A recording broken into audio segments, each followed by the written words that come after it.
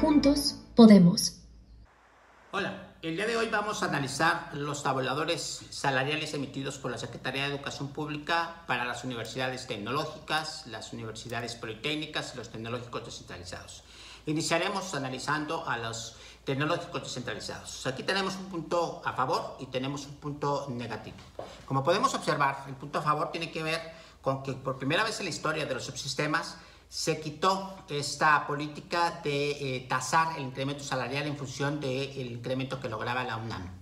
La UNAM ese año llegó a un 4%, sin embargo, producto justamente de la movilización y de la insistencia del Sindicato Nacional de Educación Superior. Como podemos ver, categoría por categoría, aparece el monto del incremento y el porcentaje, siendo un monto de 6% directo al salario y 2.2% directo a prestaciones para los tecnológicos descentralizados. Pero también, un punto negativo es que si observamos varias categorías todavía de trabajadores, sobre todo administrativos del más bajo nivel, siguen percibiendo un salario por debajo del salario mínimo, lo que es totalmente ilegal. Por tanto, tendremos que llevar una gestión para que se ajuste a que ningún salario esté por debajo del salario mínimo. Es muy marginal justamente este tema porque inclusive con el incremento del 6% no alcanzan a rebasar el tope del salario mínimo. Por tanto, tendrá que hacerse el ajuste, pero sin embargo en positivo vemos que ya no se consideró un incremento salarial del 4% como se venía manejando con la cuestión de la UNAM, sino que se reconoció también la política salarial para los trabajadores de los tecnológicos descentralizados, al igual que a los tecnológicos federales, rompiendo con 30 años de tradición de estar otorgando un incremento que no era congruente con lo que se incrementaba a los trabajadores del sector educativo. Ahora analicemos el tema de las universidades politécnicas. Aquí hay dos cosas positivas muy buenas. Lo primero de ellos es que las universidades politécnicas nunca tuvieron un tabulador de sueldos y salarios reconocido o establecido justamente por la federación. Se les otorgó a los consejos directivos de las instituciones o las juntas directivas la facultad de determinar las categorías y los salarios. Esto fue un total desastre. Se despacharon con la cuchara grande y establecieron categorías y salarios muy por encima de lo que estaba establecido justamente en los tabuladores de otros modelos educativos, pero particularmente y sola para los personal directivo. Bueno, llegó a tanto el descaro que incluso hubo rectores que ganaban cerca de 150,000, 160,000 pesos mensuales de salario. Y el presupuesto para la docencia y para el personal de apoyo estaba muy reducido.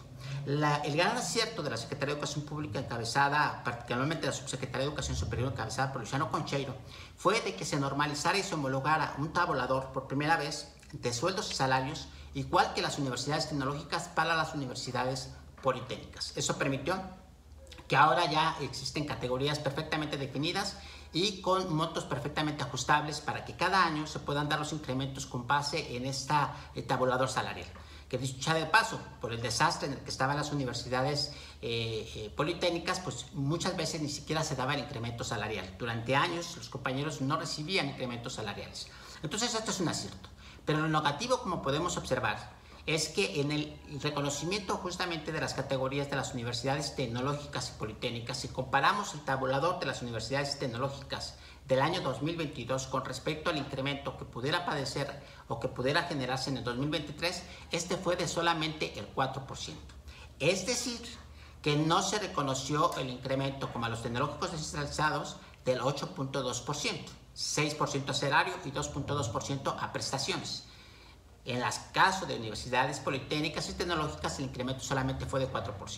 Por lo que tenemos que revisar justamente este tema para que se otorgue el incremento que corresponde a todo el sistema de educación superior tecnológica que depende del gobierno federal y de las entidades federativas como los tecnológicos descentralizados. Pero también tiene otra cosa positiva que hay que reconocer, que es, como podemos observar, que ninguna de las categorías, a diferencia de los tecnológicos descentralizados, tiene salarios por debajo del salario mínimo. Entonces, aquí hay dos puntos favorables y un punto negativo. Puntos favorables es, primero, reconocer el tabulador para las universidades politécnicas que armoniza y que regulariza esta corrupción que venía estableciendo en nuestro subsistema, y por otro, de que ninguna de las categorías o salarios están por debajo del salario mínimo. Punto negativo es de que no se reconoció el incremento del 8.2% para las y los trabajadores de las universidades tecnológicas y politécnicas. ¿Qué vamos a hacer al respecto? Bueno, en próximos días vamos a estar en la Cámara de Diputados con la Comisión de Educación y estaremos llevando también gestiones con las autoridades federales con el propósito de que estas diferencias, es decir, que a los tecnológicos descentralizados no aparezcan salarios por debajo del salario mínimo y que las universidades tecnológicas y politécnicas se reconozca el 8.2%, se lleve a cabo y se ejecute en las instancias correspondientes. Hoy ya se tiene el presupuesto de ingresos y de egresos discutiéndose en la Cámara de Diputados. Estaremos también, obviamente, con la Comisión de Educación para que el tabulador entonces reconozca a todos el incremento de 8.2% y nadie esté por debajo del salario mínimo.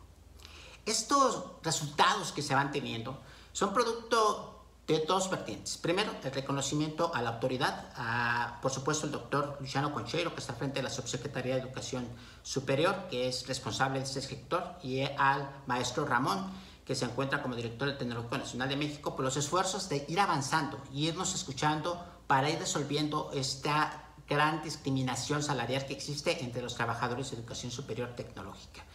Y por el otro lado también el reconocimiento a ti, por haberte sumado, por habernos conjuntado ya en un sindicato nacional que está llevando de manera constante una gestión y que está poniendo los temas dentro de la Secretaría de Educación Pública.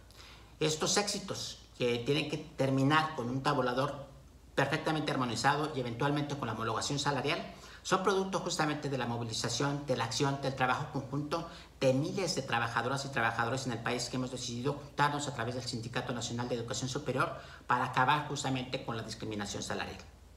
No somos ni siquiera enemigos, mucho menos adversarios de las autoridades federales. Somos corresponsables justamente de que el sistema educativo mejore, prospere con justicia y equidad. Y esto solamente juntos lo podemos lograr. Y en el SNES estamos trabajando todos los días para lograr justicia y equidad en el trabajo. Muchas gracias, seguiremos informando y seguiremos trabajando. Juntos podemos.